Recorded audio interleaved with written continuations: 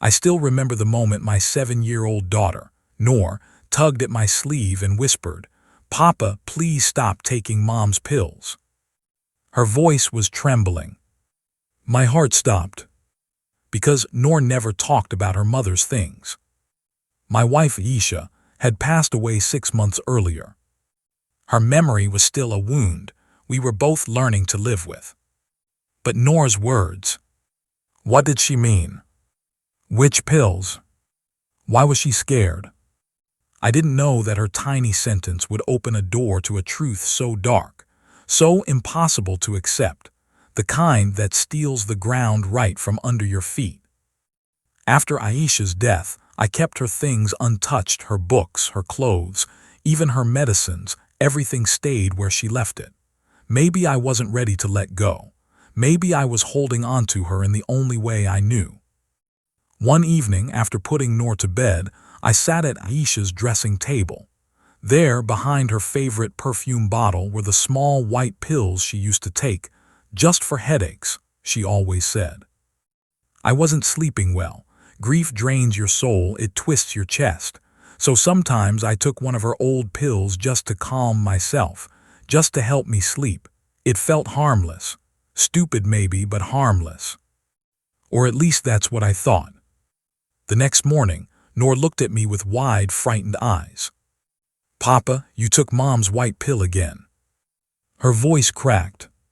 She looked like she wanted to cry. I froze.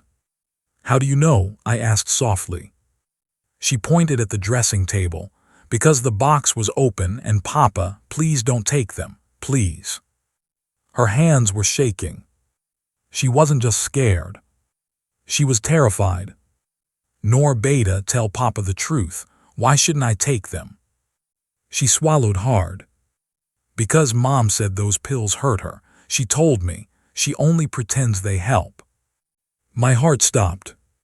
"She said what?" Noor continued.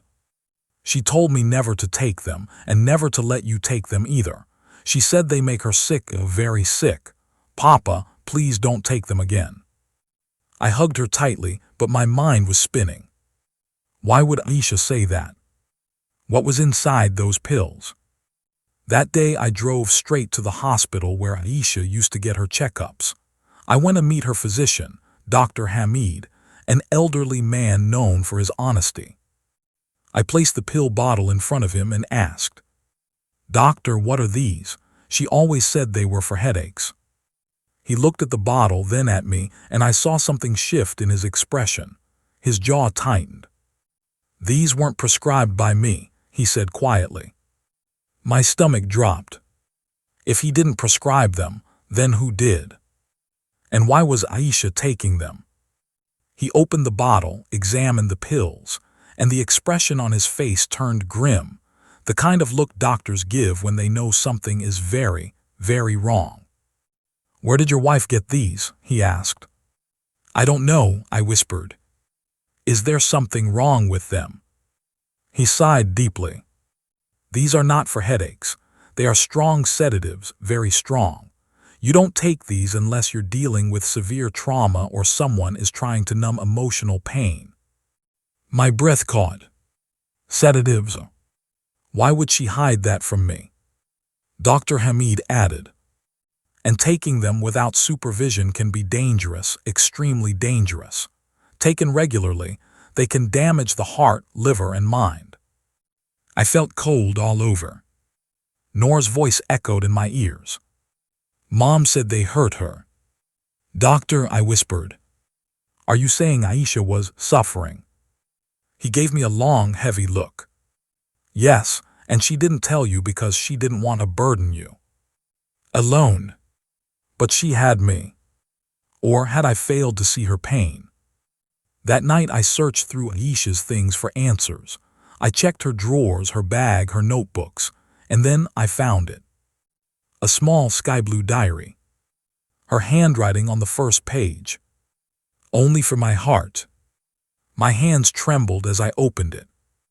The first pages were normal, little notes, grocery lists, reminders. But then the tone changed. "I feel like I'm disappearing." I smile so no one asks questions. Noor deserves a strong mother. I am not one. These pills help me sleep, or at least shut my mind. I can't tell him, he already stresses so much. My eyes blurred with tears. She was breaking from the inside. She hid it so well, too well. The diary continued.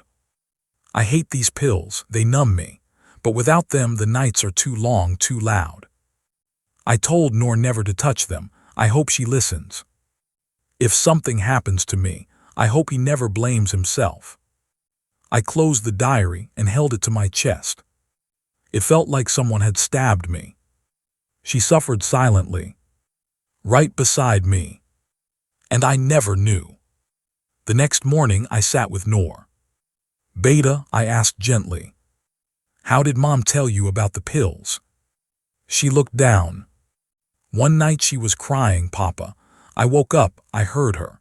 She hugged me and said she was tired. She told me these pills are not good, but she had to take them because her mind hurt. My heart broke into pieces. Children always notice more than we think. I cupped her face. I'm so sorry you had to see that. She hugged me tightly. Papa, promise me something. What, Beta? Promise me you won't hide your pain like Mom. I swallowed hard. I promise. 2 days later, I returned to Dr. Hamid with the diary. He read quietly and nodded. Then he said something that froze me. Your wife wasn't physically sick. She was emotionally exhausted, deeply depressed. Those pills, they were her attempt to survive. She didn't tell you because she was protecting you. I whispered, protecting me from what? He looked at me sadly. From her darkness, from her fear of being a burden. Depression makes people hide. Sometimes the strongest people hide the most. Guilt swallowed me whole. If only I had asked more. If only I had noticed. If only. But if only never brings anyone back. That night I took the pill bottle, walked outside and threw it in the trash. My hands shook, not because of the pills, but because of what they symbolized. Aisha's hidden war. My blindness. Our silence. I sat on the balcony, staring at the stars. Noor came quietly beside me, holding my hand. Papa, are you okay now? I kissed her forehead. Yes, Beta, because now I know the truth, and I know what I need to do.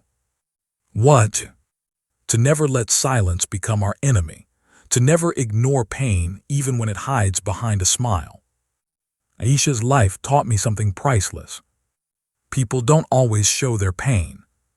Sometimes they hide it because they think their sadness will hurt others. Sometimes the strongest ones, the ones who laugh the loudest, are breaking the most inside. I couldn't save my wife from her hidden battle, but I can protect my daughter from silence. And I can promise myself never to hide what hurts. Because love is not just being present. It's being aware. It's noticing the cracks before they break someone completely. Every night before sleeping, Noor asks, Papa, are you happy today? I always answer honestly. Because she deserves the truth. Because she lived through the consequences of silence. And because somewhere, I know Aisha is watching us. Maybe smiling, maybe crying. But finally free from the burden she carried alone. I whisper to the sky sometimes. I'm sorry. I didn't know. I wish you had told me. The wind never answers. But my heart always does.